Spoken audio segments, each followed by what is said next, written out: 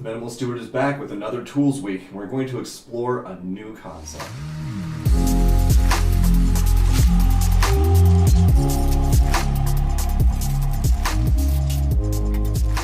Be like stone in water. We have heard the common phrase of be like water, which is an oversimplification of a Bruce Lee quote. It is also somewhat of a Zen koan, and it comes from another past life. Anyways, when we are being like water, what he intended to say was become whatever your environment is. Respond in a way that is flexible and fluid. And I thought about that for a minute, and that didn't really fit for me. When I decided to think about that, and I sat down with that, I realized that being like a stone in water was where I really resonated from. So what does this even mean? Be like a stone in water. What kind of stone? How big? That's a really great question.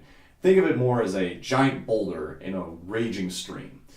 The boulder is relatively unchanged, and the stream is essentially going past it. And it brings things to and away from the giant boulder that's in the stream. Much like the giant boulder, that's how I live my life.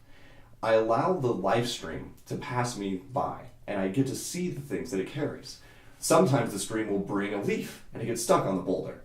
And then when it's stuck on the boulder for a time, the stream keeps rolling past, and eventually the leaf is then carried away down the stream, and the boulder doesn't have it anymore. And that's what the idea of being a steward is. That there are things in your life that are going to pass through your existence and your experience. Sometimes you'll have a new coat that comes through, and it's a great coat, and you lived in New York, Buffalo, for example, and you needed that coat. And then you decided to move, and you don't need the coat anymore. And just like that leaf, the coat moves down the life stream. And it goes to somewhere else that somebody else might need it, something that you don't need to carry and that you're no longer the steward of. Just like items, experiences can also flow past you, and it's okay to let them end. It's okay to be done with a thing, to let a phase finish. You don't need to continue that phase. It's healthy to let it move forward. Sometimes you won't need the giant coffee table. Sometimes you'll need to move that through your life, just as you will move people through your life and experiences. You're not always going to have a wonderful A+ vacation. Sometimes it's just as well to have a wonderful experience at home and have a staycation, as much as I loathe that word slightly. To allow items and people and experiences to flow past you, we're going to have to really rely on our pathos and our ethos. Remember that pathos was our empathy, our emotional connection to those items. And so there are things that I have in my life. For example, the belt that I'm wearing is now going on 15 years. So there's a lot of life that I've had. It's been in a lot of places. And I have emotional attachment to it. At some point, that belt will no longer be able to serve its purpose and can be utilized for something else. And then it's okay. That life stream will move past. And so managing your emotions and your attachments to those objects is really important. Pairing your pathos or your emotional attachment to objects or experiences, such as pictures, for example, or birthday cards. I'll get back to birthday cards here in a second.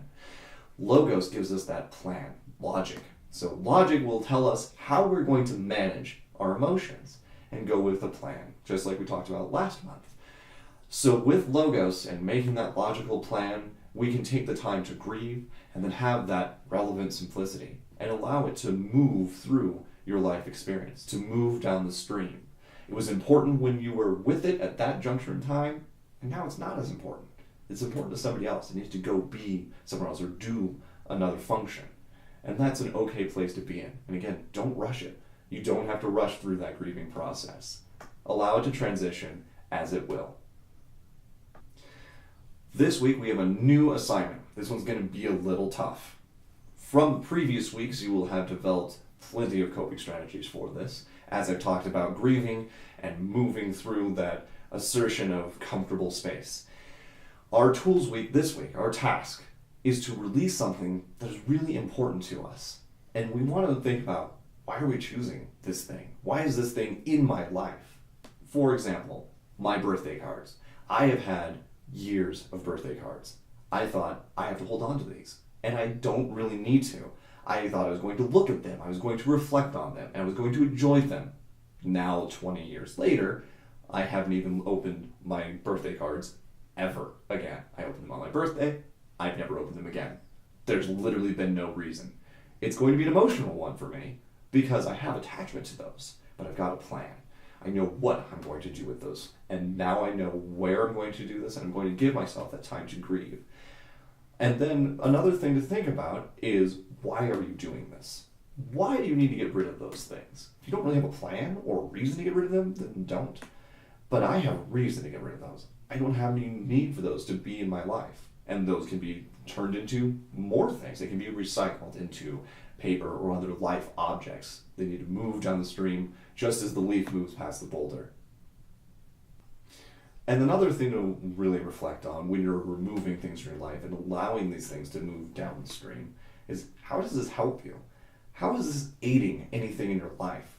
Birthday cards aren't helping me. I don't take my birthday cards to work and show them and bolster my own life. I don't have to do that. I don't need them. There's no reason for them to be in my life. They're just taking up space in my life, and I don't need to take care of them anymore. And that's why I'm moving past those objects. So for you, keep in mind that you need to know what you're choosing, why you're choosing it, and how does it really help you. And if it's time for it to move, let it move on. Let the leaf move down the stream. I'm going to go through this transition with you, just as you're going to be going through this transition. Keep an eye on the Instagram as well for me going through this process, and I'm looking forward to continuing my minimalist journey and my minimalist journey with you. Stay curious, guys.